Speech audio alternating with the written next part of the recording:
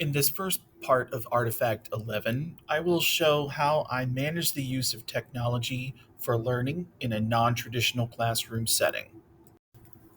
Expectations for student use of technology are established during the first few days of school. Students are aware that the use of their computer is limited to only what their teachers have instructed them to do. I make it very clear to my students that these rules apply even when I cannot actively monitor what they are doing. One of my personal values, which also matches one of our school's values, is that of integrity. My students learn early on that I will trust them to do what is expected even when no one is watching, at least until they give me reason not to. Students must use only the materials they are given, including any websites which have been vetted by me for their research. My classroom is collaborative almost all the time. Unless the assignment is an individual assessment, students are encouraged to work together and support one another on assignments, so this collaboration naturally extends to issues with technology. In fact, many students have helped me learn new things about specific programs over the last few years. They are often the best source for troubleshooting tips. When working in an alternative classroom setting, it is often necessary for students to troubleshoot technology issues themselves, and I want them to feel empowered to do so. This chart from Annie Tremonte is shared under a Creative Commons Attribution Non Commercial Share Alike 4.0 international license, which means I'm fully allowed to use it as long as I give credit to the creator.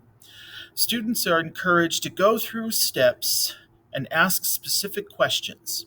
As I stated previously, they are also encouraged to help one another, especially when they are working on the same project with the same software. I captured these images when my students were working on a creative project using the software program known as Scratch. Even though each student was creating his or her own product for submission, students were grouped together based on the type of product they chose to make. This grouping made it easier for students to ask for help from peers working on the same project. Additionally, when I shared my Scratch digital story experience with the students, I explained and demonstrated the various tutorials that Scratch has to assist students with creating the code to tell their story. I've discovered the key to managing a group of students is building relationships and trust and allowing student choice whenever possible. Because the students who chose to create this digital story were grouped together, they were able to keep one another accountable and on task.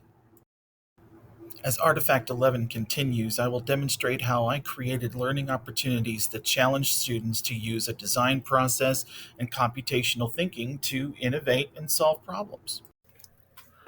In this project, students had the option of creating a digital story using Scratch. Students read an article about the Taliban taking control of Afghanistan and the changes the Taliban was instituting when they returned to power in August of 2021. Using Scratch, they will tell a story that illustrates something from the article. The story must illustrate a scenario that plays out in such a way as to mimic rules and or laws in Afghanistan from the time of the Taliban's first regime and what is supposedly different now. I wanted my students to engage in more critical thinking and creativity to demonstrate their understanding of this topic.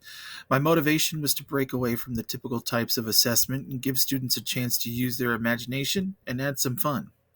The students had options. Some were handwriting and drawing stories, and others were creating skits to act out. Regardless of the option they chose, students were expected to tap into their creativity and follow the creative play design process.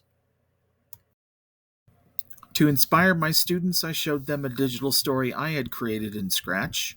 I explained my journey so they would see that they had as much experience as I did.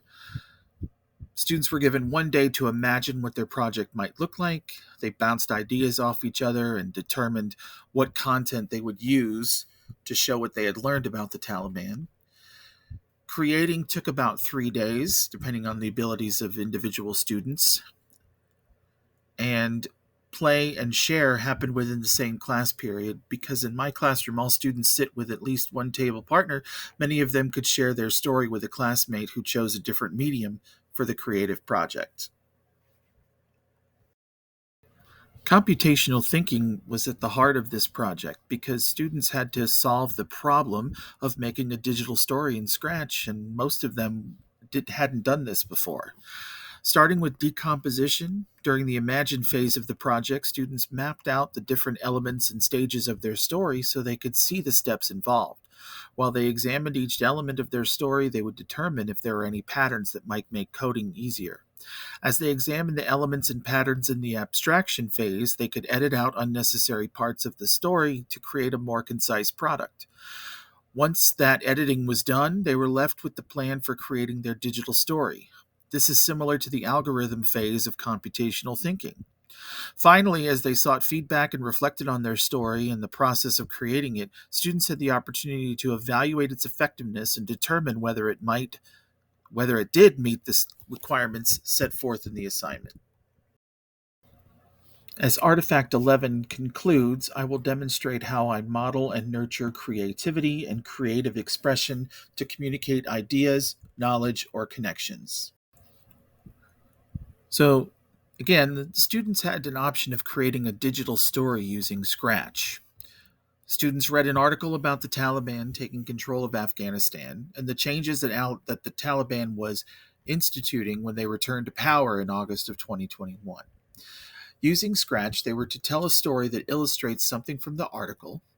The story was to illustrate a scenario that plays out in such a way as to mimic rules and or laws in Afghanistan from the time of the Taliban's first regime and what is supposedly different now. To model my own creativity, in my initial demonstration of Scratch, students were able to see they could use both human and animal characters to create their story. I showed them the digital story I created, which briefly illustrates a leading cause of desertification in northern Africa. They were not limited to people for their project, but were also allowed to use animals and shapes and whatever they could create within Scratch to tell a story which demonstrates their understanding of the content. In this way, students were not limited in their creativity. Apart from specific standard content, all the other elements were up to the student's imagination. Scratch provides multiple background images and settings and has a large variety of characters to choose from, and the coding possibilities are nearly endless. The students can inject their own personality and ideas into their story. Here, you can see the work of my student Joaquin. Students also had the choice of using other media, from posters and markers to acted out skits. In my class, students already sit in groups of 3 to 4 students, and they are consistently allowed to collaborate on ideas and seek feedback from their peers. This not only helps me because it is difficult to give my full attention to every student in a 45-minute period, but also students can encourage one another and offer ideas.